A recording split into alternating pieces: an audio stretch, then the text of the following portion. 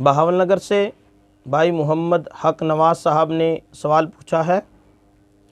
لکھتے ہیں مفتی صاحب، ہمارے معاشرے میں عام طور پر طوطا، گرسل، نیل گنٹھ، بگلا اور فاختہ کی طرح کا ایک پرندہ ہے جسے پنجابی میں دسیڑ اور انگلش میں جنگل بیبلر کہتے ہیں۔ ان پرندوں کو لوگ حرام سمجھتے ہیں جبکہ ان کی خوراک دانہ دنکا ہے۔ آپ وضاحت کر دیں کہ کیا یہ حرام ہے یا حلال؟ محمد حق نواز۔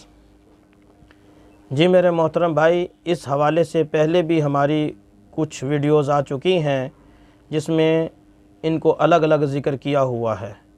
ابھی 2-4 دن پہلے ہی بگلے کے حوالے سے ہماری ایک ویڈیو آئی تھی کہ لوگ بگلے کو حرام سمجھتے ہیں حالانکہ بگلا حلال ہے۔ تو یہ جو آپ نے جتنے پرندے گنوائے ہیں، طوطا، گرسل، نیل گنٹھ، بگلا اور جسے آپ نے دسیڑ لکھا ہے، یہ سارے کے سارے حلال پرندے ہیں، ان میں سے کوئی بھی حرام نہیں ہے۔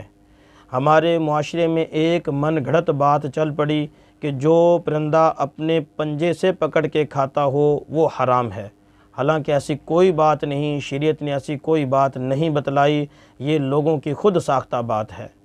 شریعت نے جس چیز کو بتلایا ہے وہ مخلب کو بتلایا ہے کہ ہر وہ پرندہ جو ذی مخلب ہے، جو چیرنے پھاڑنے کی صلاحیت رکھتا ہے، جیسے چیل ہے، باز ہے، گدھ ہے، یہ حرام پرندے ہیں جو حرام خور ہیں اور ذی مخلب ہیں، ان کا کھانا حرام ہے۔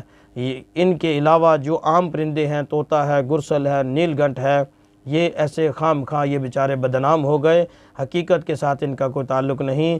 حقیقت میں یہ پرندے حلال تھے، ایسے لوگوں نے اپنی جہالت کی وجہ سے ان کو حرام قرار دے دیا، یہ درست نہیں ہے، ایسا نہ کرنا چاہیے۔ شریعت میں محض نقل چلتی ہے، شریعت میں اپنی عقل کو چلائیں گے، اپنی عقل کو دخل دیں گے تو یہ حرام عمل ہے، یہ غلط عمل ہے، اس کا عقل کو جواب دینا پڑے گا۔